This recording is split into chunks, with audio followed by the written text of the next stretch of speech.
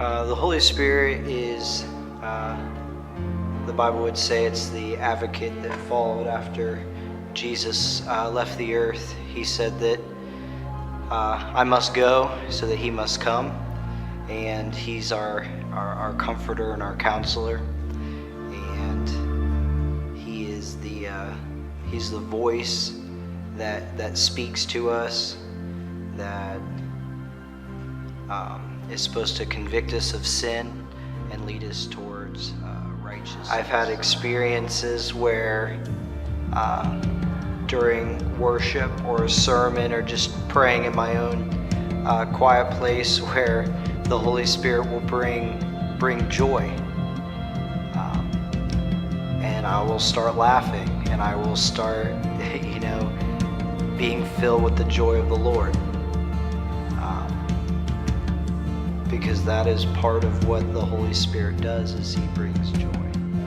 I believe that the Holy Spirit is the same for each person, and I believe that when you get saved, when you give your life to God, the Holy Spirit comes and he lives inside of you, and you get the entire Holy Spirit living inside of you.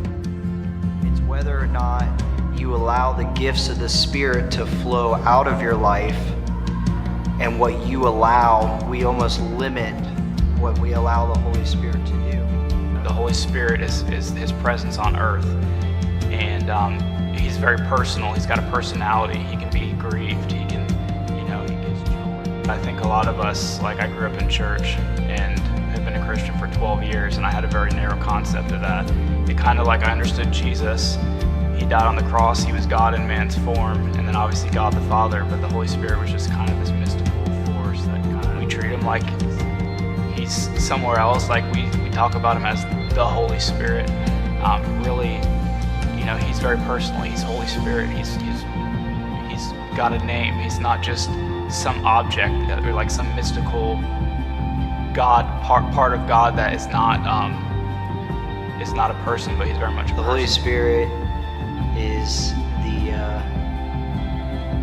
part of the Trinity: God the Father, God the Son, God the Holy Spirit. Jesus is someone who came, God the Son, who came and died for us to get to heaven. The Holy Spirit is someone who came after that to bring heaven to earth, to empower us to bring heaven to earth. So I would say in a few simple words, the Holy Spirit brings power and strength.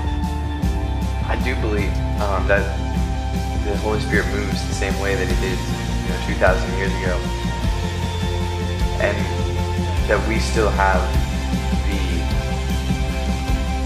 capability to do those things and to move through the Holy Spirit and let the Holy Spirit